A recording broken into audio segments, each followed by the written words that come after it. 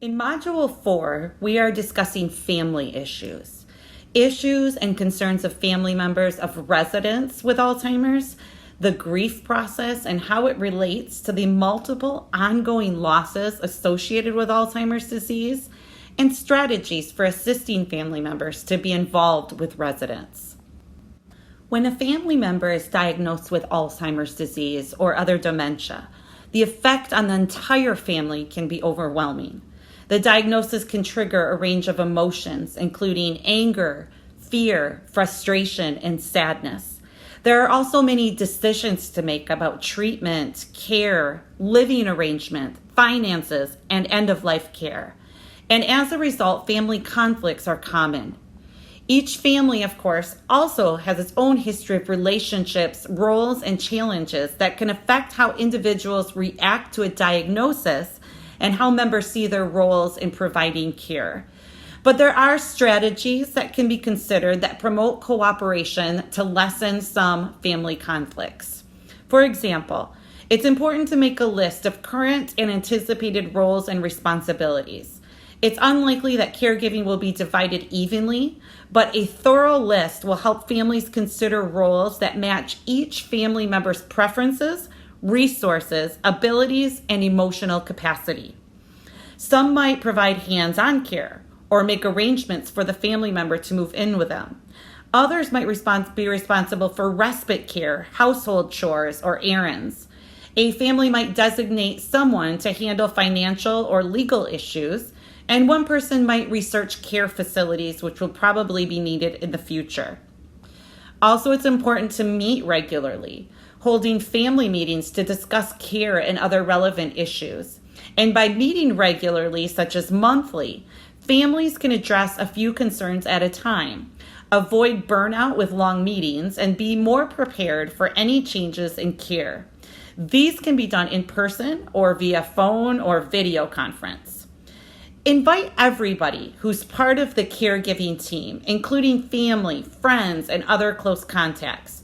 When appropriate, such as with concerns about in-home care, include the family member with dementia. If disagreements cannot be resolved, maybe a family will need a social worker or a clergy member to help facilitate the meetings. Encourage families to create an agenda and share it before they meet, making it clear that the goal of the meeting is to evaluate cares and needs, identify problems, and consider solutions. And they need to be open to compromise and possibilities that hadn't been considered. Also, encourage families to end meetings with a clear understanding of what it has been agreed upon, what each person has agreed to do, and what needs to be addressed in the future. Someone also might create a summary of the meeting or an audio recording for family members who can't attend. And it's important to communicate honestly, to talk about feelings in an open, constructive manner during family meetings or even informal conversations. So if somebody is stressed or angry, it's important to say so. Also, it's important to express feelings without blaming or shaming anyone else by using I statements. For example, a person might say, "I'm feeling overwhelmed with juggling my own schedule and dad's appointments," rather than, "You don't understand what it's like to manage dad's schedule." And it's important to listen to other families' meetings too. Also, don't criticize. There are many right ways to provide care. Respect each caregiver's abilities, style, and values, and be especially supportive of family members responsible for daily hands-on care. Counseling should also be considered, even with effective communication and cooperation among family members. They may need help resolving conflicts or coping with stress. It could be suggested to join a support group for dementia caregivers, seek family counseling, or ask for advice from the medical care team. Working through conflicts helps families move on to more important things, caring for the family member and enjoying time together. It is common for caregivers to have feelings of loss and grief as their life is changed by Alzheimer's. They are entitled to these emotions and may start to experience them as soon as they learn of the diagnosis. They also need to share feelings and seek support as they go through the process. Alzheimer's gradually takes away the person they know and love. And as this happens, they will mourn him or her and may experience the different phases of grieving: denial, anger, guilt, sadness, and finally acceptance. The stages of grief don't happen neatly in order, and they may move in and out of the different stages as time goes on. Some common experiences in the grieving process include denial. This would be denying that the person has Alzheimer's or hoping that they're not ill, expecting the person to get better, or convincing oneself that the person has not changed, and attempting to normalize problematic behaviors. The next step of the grieving process is anger. They may feel frustrated with the person. They may resent the demands of caregiving. They may resent family members who cannot or will not help provide care, and they may feel abandoned. There's also guilt, having unrealistic expectations with thoughts like, I should have done, or I must do everything for him or her, or I must visit him or her every day in the long-term care facility. They may feel bad because they're still able to enjoy life, feeling that they maybe have failed or they cannot care for the person at home, having negative thoughts about the person or wishing that he or she would go away and die, regretting things about the relationship before the diagnosis. The next stage is sadness. It can be feeling overwhelmed by loss, crying frequently, withdrawing from social activities or needing to connect more frequently with others, withholding emotions or displaying them more openly than usual. And the final step in the grieving process is acceptance. Finally, they learn to live in the moment. They find personal meaning in caring for somebody who is terminally ill. They understand how the grieving process affects their lives, and they appreciate the personal growth that comes from surviving loss. Finding their sense of humor also can help, and asking for and accepting help from others. Now, right now, I do want to talk to the family members because there are ways to cope with grief and loss. It's important to face feelings. Think about all of your feelings, positive and negative. Let yourself be as sad as you want and accept feelings of guilt because they are normal. Work through anger and frustration. These are healthy emotions, and know that it is common to feel conflicting emotions. It's okay to feel love and anger at the same time. And you need to prepare to experience feelings of loss more than once. As dementia progresses, it is common to go through feelings of grief and loss again.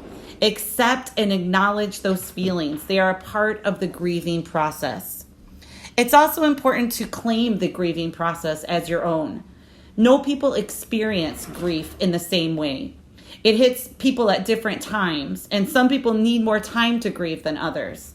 Your experience will depend on the severity and the duration of the person's illness, on your own history of loss, and on the nature of your relationship with the person who has Alzheimer's. Understand that everyone grieves differently and at their own pace. If your grief is so intense that your well-being is at risk, ask for help from your doctor or a professional counselor. It really helps to talk with somebody. Talk with somebody that you can trust about your grief, about your guilt, and about your anger. And if you decide to meet with a therapist who specializes in grief counseling, interview several so that you can choose one that you're comfortable with. Combat those feelings of isolation and loneliness. Caregivers often give up enjoyable activities and companionship. Make a lunch or a movie date with friends. Take a break that may help you relieve stress and grief and strengthen your support network. Stay involved in activities that you enjoy. And finally, join a support group. When you talk with other caregivers, share your emotions, cry, and laugh together. Do not limit conversations to caregiving tips. The Alzheimer's Association has support groups that take place all over the country, and it would be good to find one near you. And know that some people may not understand your grief. A lot of things that people go through, nobody understands them unless they themselves has gone through it. Most people think grief happens when somebody dies. They may not know that it is possible to grieve deeply for someone who has a progressive cognitive illness. Also, accept yourself. Think about what you expect from yourself. Is it realistic? Learn to accept the things that are beyond your control. Make responsible decisions about the things you can control. And finally, take care of yourself. The best thing you can do for the person that you are caring for is to stay healthy. This includes taking care of your physical, mental, and emotional well-being. Create balance in your life. Do things that bring joy and comfort. And give yourself time to rest. Ask for help when you need it, and accept the help that is offered. Usually in advanced Alzheimer's or late stage Alzheimer's is when families are faced with a challenge of whether to place their parent or their loved one in a nursing home or a long-term care facility. It's very difficult knowing that a mom or a dad needs a high level of round-the-clock care, something which they might not be able to provide on their own. And it often comes with conflicted emotions like guilt, regret, and even a sense of relief. As healthcare workers, we need to be sensitive to this as families are faced with this common challenge. That's why we're going to talk about strategies for assisting family members to be involved with the care of residents. Now, these family members have a strong investment in the care and health of their loved one, and it's important to listen to their concerns and work with them to develop an individualized plan of care. Families play a very important role in the quality of care and quality of life of loved ones in long-term care. Among nursing home residents, family involvement has been associated with better psychological and psychosocial well-being and a higher provision of certain types of treatments. Also, higher life satisfaction has been reported for residential care and assisted living residents who receive regular visits from family. The quality of the social environment is important to resident satisfaction and feeling at home. It's when the burden of care becomes too much is what mostly leads to nursing home placement. But the family needs to understand that they can still be significantly involved in caregiving for their loved one. It's important to remember the role of the family member is to always communicate to the nursing home staff a loved one's needs and preferences. And these needs and wishes should always be respected. So let's go to initial family engagement. And the first part of this would be the resident assessment. The assessment is key to understanding what each resident needs to maintain physical, mental, and social function in a nursing home. Remember that the resident must have a comprehensive assessment within 14 days of admission to a long-term care facility, and at least once a year after that, or anytime there is any significant change in the resident's condition. Resident assessment reviews are completed quarterly, and the assessment is used to gather information about the health and physical condition of a resident and also examines his or her habits, activities, and relationships.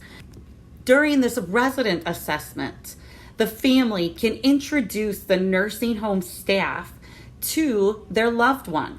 And this is one of the most important things that can be done. So use the resident assessment to communicate personal habits and, most importantly, to allow the family to share their loved one's unique life story. Within 7 days of the initial comprehensive assessment, a care plan conference is held. At this conference, an individualized care plan is developed by an interdisciplinary team consisting of the attending physician, the nurse, nurse aide, activities, dietary staff, and social worker. It is important that the team have critical input from the resident and/or their family members.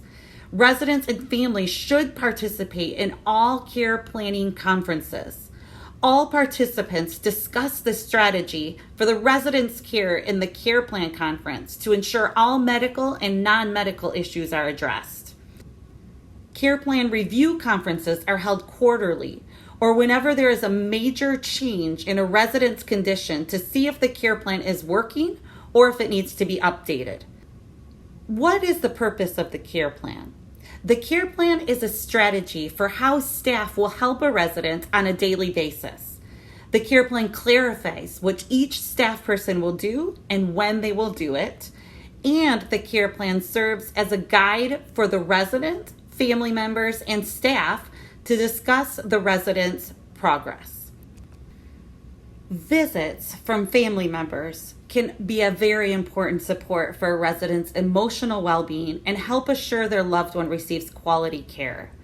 Visits are also an important time to look for changes in a loved one's health and mental status. They should see progress towards meeting the goals in the care plan. Now, according to law, when and how can a family member visit a loved one? Under the Nursing Home Reform Law of 1987, residents have the right and the facility must provide for immediate access to any resident by immediate family or other relatives of the resident, subject to the resident's consent. The resident and family members have the right to decide what visits involved and when they take place. So here's some tips for families visiting a loved one. Encourage them to plan visits around what makes a loved one comfortable. For example, a family member may want to visit at bedtime to help their loved one fall asleep. Also, visiting at different times of the day and week to see the care the loved one receives at all times. Families can also keep a guest book in the loved one's room so that visitors and family members can communicate with one another. And it's always important to encourage families to participate in the activities that are offered for residents in the long-term care facility. For example, maybe there's going to be a hymn sing or crafts.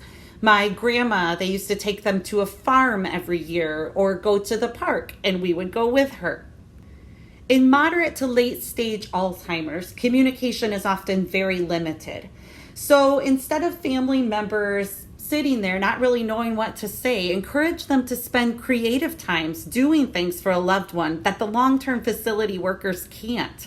There's so much limitation in time.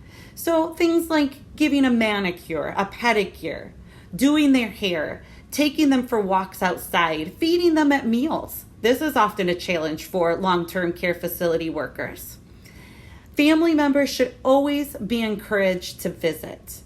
When my grandma was in the nursing home, her grandchildren didn't visit her very often, and that made me sad. Yet I understand now that they probably thought that she couldn't even understand that they were there.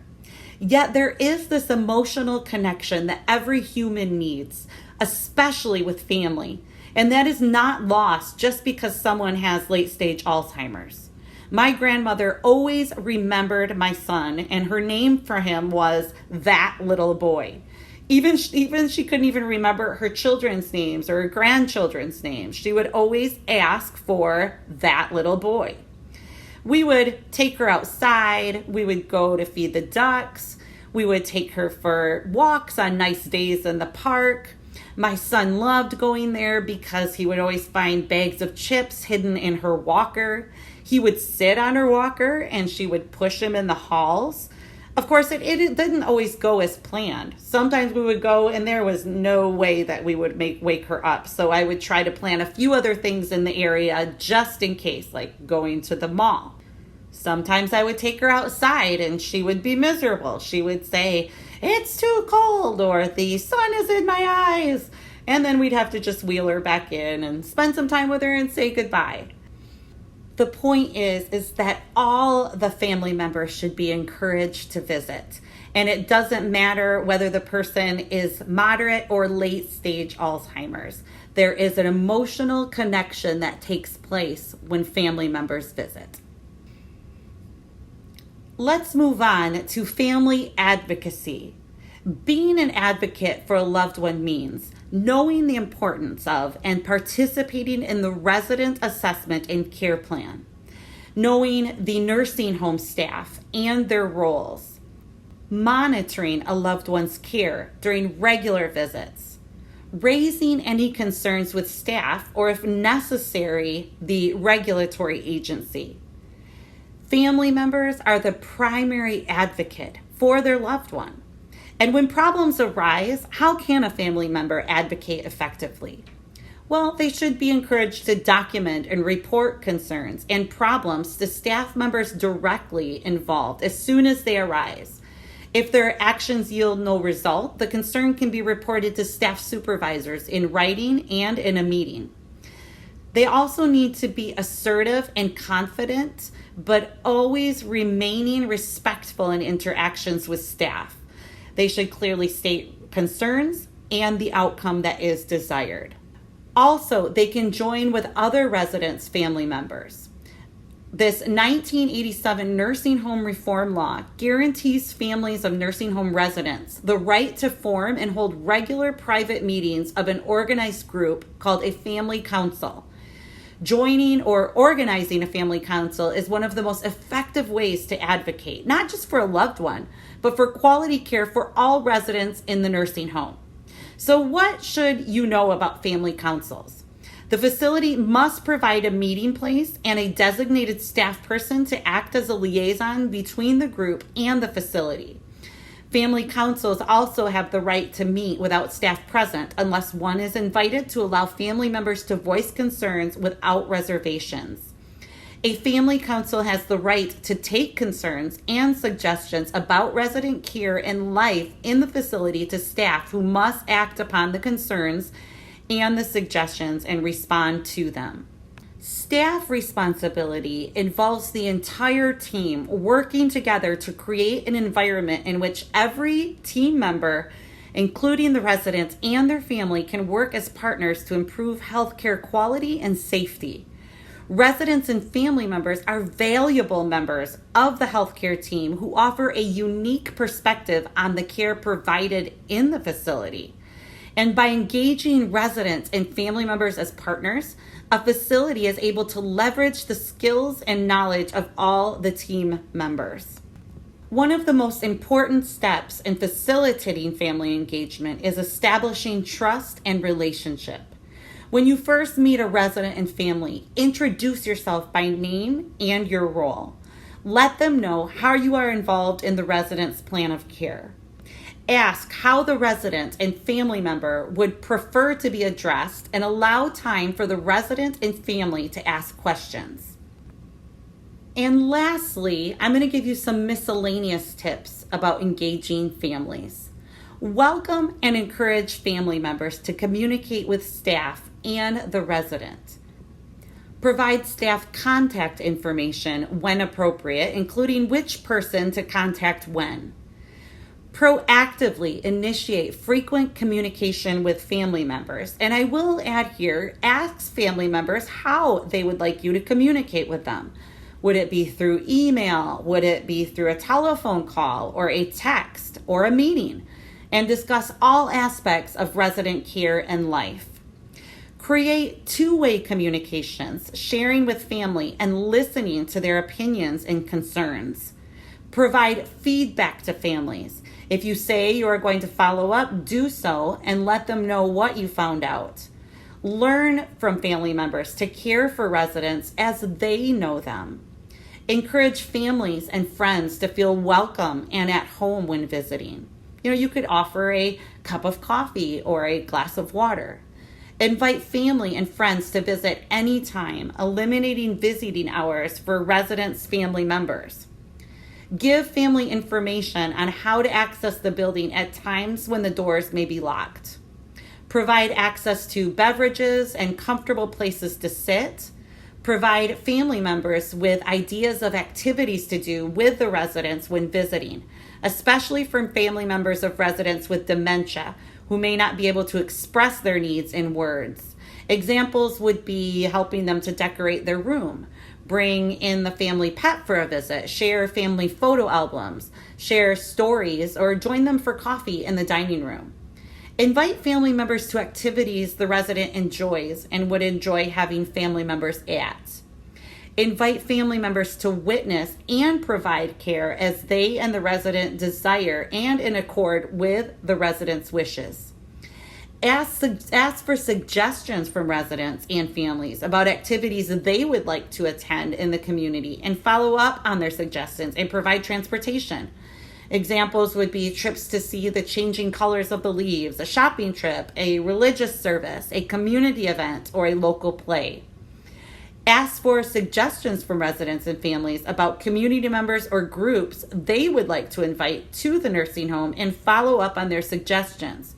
Examples would be local, social, religious, business, and other special interest groups, so that residents can participate and be informed about community news, activities, and events. Now, I do want to spend some time talking about communication, because one of the most important and challenging parts of engaging residents and their family members is communication about health concerns, care plans, and the next steps in their care. These can be difficult conversations, but it is important to take every opportunity to engage the resident and family members by providing timely, accurate information, ensuring that the resident and family member understand the language you are using, and allowing plenty of time to ask questions. So let's watch this video to see a demonstration of staff responding to the concerns of a family member. And all of us who have worked in long-term care facilities know that we have faced circumstances very similar to the following. Lisa, do you have a minute? I need to speak with you about Miss Matthews in room 355. Her daughter is really upset. Really? Mrs. Matthews' daughter, Kathy, is always so friendly to everyone. What's the problem? She was almost crying. She's worried about her mother's incontinence and the smell in her room when she arrived for her visit today. She asked if her mother could have a urinary catheter. I told her I'd talk to you about it. Well, we don't put catheters in residents unless we have a valid medical reason, and urinary incontinence isn't one of them. I'll be down in just a minute to talk with her. Okay.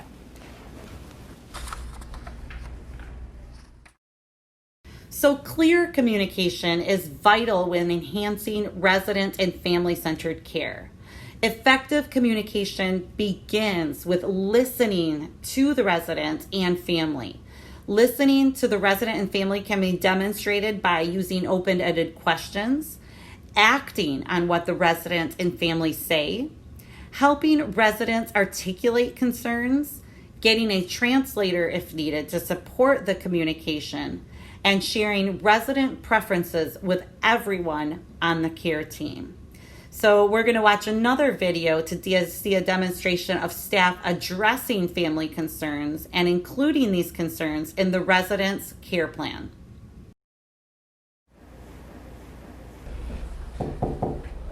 Hi, Miss Matthews. I'm Lisa Cranford, one of the nurses who cares for your mother. Yes, I remember you. It's good to see you again. Alexa mentioned that you had some concerns. Why don't we step over here while your mother's resting? When I first walked into her room, it smelled terrible. It just makes me so upset. I completely understand. We've cleaned your mother and she no longer has an odor. I don't want this to happen again. With her dementia, she doesn't remember to use the toilet. I want you to put in a catheter. Well, Miss Matthews, we don't use catheters unless they're medically necessary, and urinary incontinence alone doesn't fit the criteria. What do you mean not medically necessary? She's wetting herself. I can understand that you're upset, and you're raising an important concern. How about if we work together with our nurse manager, Barry Woodman, on this? We can all sit down and discuss what to do together. How does that sound? That sounds good. I like the services this nursing home provides, but this is just so upsetting. Mother would be so embarrassed if she could understand what was happening. Let me contact Barry and see when he's available to meet with us, okay?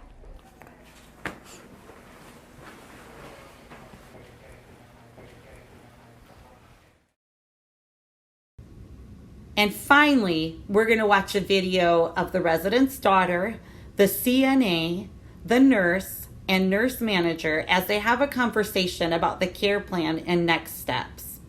Watch this demonstration of how staff engage family in explaining care plans. Thank you for coming back to meet with us, Kathy. This is our nurse manager, Barry Woodman. I believe you've met before? We have. Good morning, Ms. Matthews. Good morning.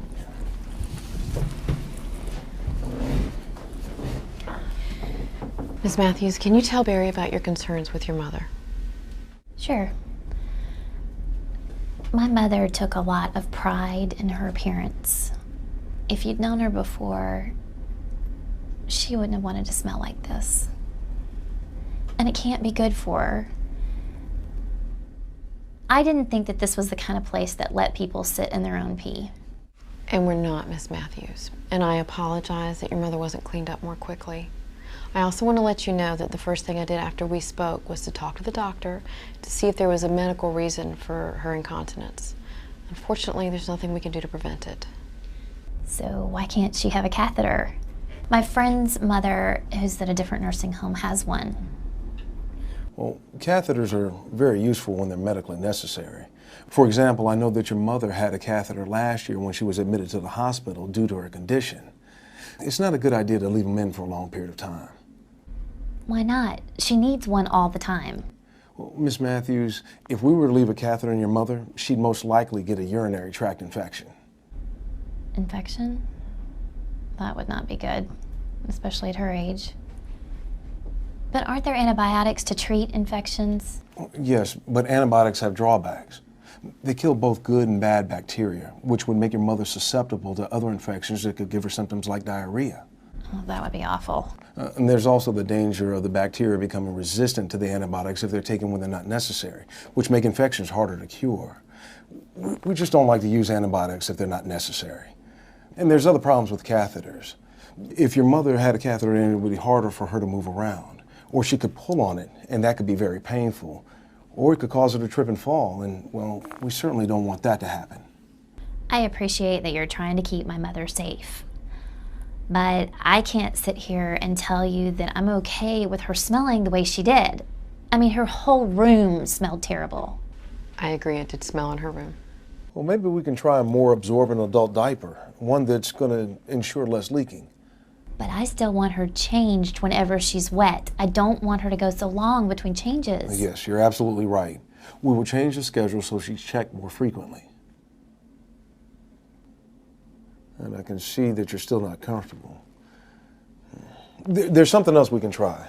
What's that? We can try and get your mother set up on a toileting schedule.